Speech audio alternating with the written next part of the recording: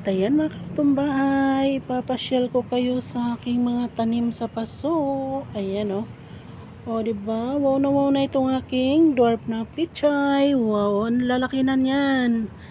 Ayan, itong isang puno na ito. Siguro 4 na piraso. 1 kilo or higit pa. Kasi ang lalaki talaga nila.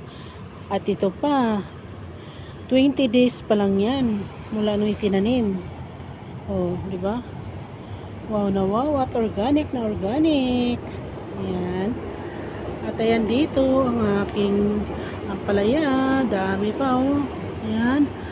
At ang dami pa diyang bunga. O ayan. Silip-silip. At ayan oh. Dito pa oh. Ang daming bunga. Ayun oh. Ayan. Dami. At hindi lang yan ang tanim kong ampalaya mga kalutumbahay. Kasi itong dito ang una kong naitanim. At ayun, yung nasa dulo, ipapakita ko rin yon. Ang daming bunga nun at marami akong na-harvest ngayon nun. Ayan, yung aking kamote. Ito yung huli kong tinanim. Ayan, November 5 ko ito tinanim. At ngayon, meron na siyang mga laman na maliit. Ayan, at binabawasan ko lang siya ng paunti-unti, panggulay. Hindi ko na siya kinakalbo. Ayan. At marami naman kasi ako dito mga kamote na ready ng harvest. Ayan siya oh. Yan yung natakpan sa screen. Ayan oh. Ayun. Ayan. Aking tanglad. Ayan pa kamote. Ayan tanglad. At ayan dito, ito. Ayan siya. I-harvest to ng first week ng March. Ito, 2 planggana ito. At ayan naman dito, itong planggana na ito ay ready na to harvest ngayong buwan. At pati ito. Ayan. Ayan, at ito naman sa February i-harvest. Ayan siya. Ang ganda ng aking malunggay. Tanglad. Manok native na lang kulang. Pang tinular. Kompleto na. Ayan ang aking rubber tree na napakaganda. Dami ng sanga na tumubo dyan. Ayan. At ayan, meron ako dito ang palay na tumubo at may mga bunga na siya. Tinakpan ko siya kasi kung hindi, ubos ng ibon. Gulay nga, kinakain sa ibon. Yan pampalay. Paborito nila yan. Ayan, ang aking money tree. Ang ganda. Ayan dito yung aking rubber tree. Ayan, ang dami sanga. Ayan siya. Yung pinutulan ng sanga, di ba? Ang dami. Pero bago ko yan putulan, marami nang tumubo. Pero mas marami ngayon na naputulan. Yung mga malalaking dahon na dyan, Yan. Meron na yan nung hindi pa naputol. Pero nung pinutulan, ayan, bawat tanggalan ng dahon may mga tumubo.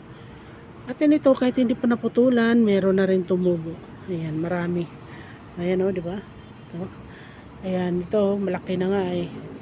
Ayan, mga ano pa yan Pero kailangan ko rin putulin yan kasi sobrang taas na, ang laki. Para mas maganda pag mababa lang tapos maraming sanga. Diba? Mas marami yung tignan. At ayan, tinugso ko lang dito yung pinagputulan ko ng rubber tree. Sana mabuhay pero meron na siyang mga maliliit na lumabas. Ayan, dito na naman tayo sa aking Baguio beans. Ayan, kasi sa binili kong buto ng Baguio beans, 20 na buto, 5 lang ang tumubo. Kaya ang ginawa ko ngayon, kunti lang ang hinarvest ko at pinahinog ko lahat ng bunga. Ayan meron na. Ayan At may na-harvest na rin ako dyan na hinog na marami-rami. Ayan. Para mas marami ang maitanim ko.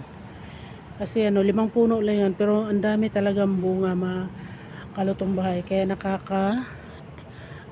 magtanim niyan. Dito ayan ang maraming bunga ng aking ampalaya. Ito yung huling tanim ko. Ayan, nadami. Ang laki nito. At saka baby pa lang to. Wala pa to 1 linggo mula nung lumabas siya. Ayan. At ito, ayan At yan, sa baba ang aking harvest na maraming ampalaya. Ayan Ayan, ang saya-saya ng mga nabibigyan ko nito kasi hindi naman namin kayang ubusin kaya pinamigay yung iba. At yung iba naman, ina-stock namin sa ref. Ayan, kasi kailangan din naman kasi natin tanggalin kasi pag hindi, nahihinog naman. Ayan. Ayan o, marami pa yan. At ang ano na tumayo dito kasi ang bango ng bulaklak pala ng ampalaya. Ayan o. O, diba? Thank you for watching mga kalutong bahay. Ayan, pa-like at subscribe ng aking channel. Bye-bye.